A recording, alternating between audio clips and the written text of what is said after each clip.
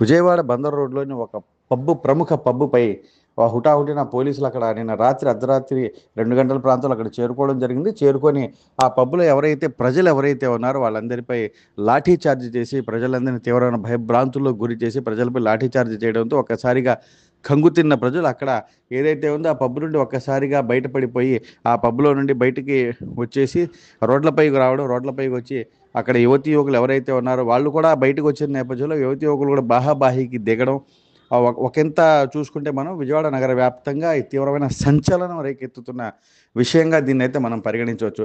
అసలు ఆ పబ్బు ఎవరిది? ఆ పబ్బు నిర్వహిస్తున్న ఆ నిర్వాహకులు ఎవరు? ఒకవేళ సంబంధిత పోలీస్ అధికారులు ఆ పబ్బుపై చర్యలు తీసుకోవాలని చట్ట ప్రకారం చర్యలు తీసుకోవాలా? ఆ చట్ట ప్రకారం వాళ్ళకి నోటీసులు ఇవ్వాలా? నోటీసులు ఇచ్చిన నేపథ్యంలో చట్ట ప్రకారం వాళ్ళకి చర్యలు తీసుకునే అవకాశం కావాలి.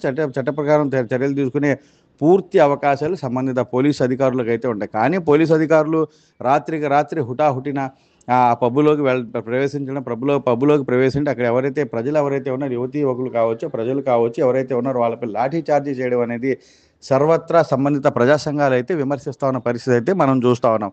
అసలు ఆ పబ్బు ఎవరిది? వాళ్ళకి అర్ధరాత్రి వరకు ఉండేందుకైతే పర్మిషన్ ఎవరిచ్చారు? సంబంధిత ఆ పబ్‌కి ఏరియాకి సంబంధిత పోలీస్ స్టేషన్ ఏదైతే ఉంటుందో ఆ సంబంధిత పోలీస్ అధికారులకి అక్కడ పబ్బున్న సంగతి తెలుసా? తెలీదా? ఒకవేళ తెలిస్తే వాళ్ళు అర్ధరాత్రి వరకు అక్కడ ఆ పబ్ నిర్వహిస్తున్నారు. ఎవరు నిర్వహిస్తున్నారు? వాళ్ళకి అధికారికంగా ఎవరైనా అనుమతి ఇచ్చారా? లేకపోతే అనధికారికంగా ఎవరైనా అనుమతి ఇచ్చారా? అసలు ఆ పబ్‌కు సంబంధించిన నిర్వాహకులు ఎవరు? ఇంతకాలంగా పబ్బు నిర్వహిస్తా ఉన్నారు. నిన్న రాత్రే ఆ పబ్బు నిర్వాహకులపై దాడి చేయడానికి గల ముఖ్యమైన కారణం ఏంటి? ఆ సంబంధిత పోలీస్ అధికారులు ఏదైతే ఇంతకాలం నుండి ఆ పబ్బు నడుస్తా ఉంది. సో, ఇంతకాలం నుండి కరెక్ట్ టైం ప్రకారమే పబ్బు మూసివేస్తా ఉన్నారా? ఆ పబ్బు ఏదైతే నిబంధనల ప్రకారమే నడుస్తుందో, లేకపోతే నిన్న రాత్రి ఒక్కరోజే నిబంధనలకు అతిక్రమించి పబ్బు నడిపించారా? ఒకవేళ ఇంతకాలం నుండి పబ్బు నిబంధనలకు విరుద్ధంగా నడుస్తా ఉంటే ఇంతకాలం సంబంధిత పోలీస్ అధికారులు ఆ పబ్బుపై చర్యలు ఎందుకు తీసుకోలేదు?